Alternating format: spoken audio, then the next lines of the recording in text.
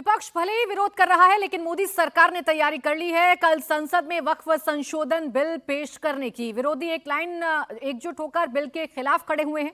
योगी ने आज पब्लिक को यह समझाया कि वो ऐसा क्यों कर रहे हैं, वक्फ के नाम पर मुसलमानों को कैसे गुमराह किया जा रहा है, सड़क पर नमाज पढ़ने से रोक पर विरोधी कैसे मुसलमानों को भड़का रहे हैं। योगी ने आज सब पर खुलकर बात रखी है। हर अच्छे कार्य का विरोध होता है, वैसे ही वक्फ संशोधन विधेयक पर भी ये हो हल्ला हो रहा है। लेकिन मैं कहता हूं जो हो हल्ला कर रहे हैं इनसे पूछना चाहता हूं कि इन्होंने कोई ऐसा काम वक्फ बोर्ड के माध्यम से किया हो जो वेलफेयर का हो। छोड़िए, सब समाज की बात छोड़िए, मुस्लिम समाज का ही कोई कल्याण किया हो उस प्रॉपर्टी का। ये व्यक्तिगत स्वार्थ का एक अड्डे बने हुए हैं, चंद लोगों के लिए लूट खसोट के अड्डे बने हुए हैं। किसी भी सरकारी प्रॉपर्टी पर जबरन काबिज करने का एक माध्यम बना हुआ है। सड़क चलने के लिए होती है,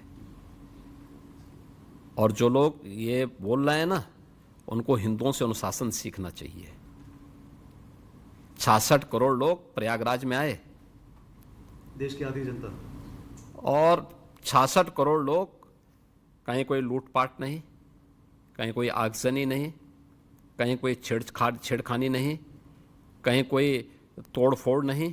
पर्व और त्योहार या कोई इस प्रकार के कार्यक्रम उच्छृंखलता और उदंडता करने के माध्यम नहीं बनने चाहिए।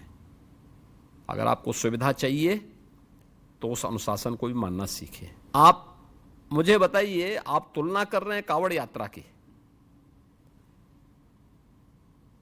कांवड़ यात्रा हरिद्वार से लेकर के और गाजियाबाद तक या उन क्षेत्रों में जाती है तो सड़क पे ही चलेगी। क्या हमने किसी परंपरागत मुस्लिम जुलूस को कभी रोका? कभी नहीं रोका। तो मुख्यमंत्री योगी आदित्यनाथ ने कानून की भी बात की। कानून का राज क्यों जरूरी है, योगी को बुलडोजर चलाने की जरूरत क्यों पड़ती है, ये भी मुख्यमंत्री ने बताया।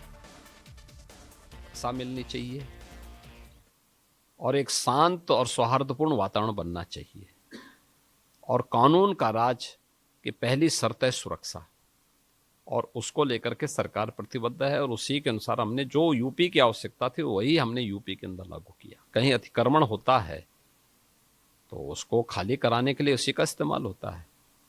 तो बुलडोजर यह इंफ्रास्ट्रक्चर को भी दे सकता है और साथ साथ अतिक्रमण को भी हटा सकता है, और मुझे लगता है कि उसका इस्तेमाल बेहतर तरीके से हम लोगों ने करना सीखा। योगी के विरोधी लगातार केंद्र से उनके मतभेद की बात करते हैं। दिल्ली और योगी के बीच सब कुछ सही नहीं चल रहा, ऐसा नैरेटिव भी क्रिएट किया जाता है। योगी ने इसे लेकर भी जवाब दिया, सुनिए जरा।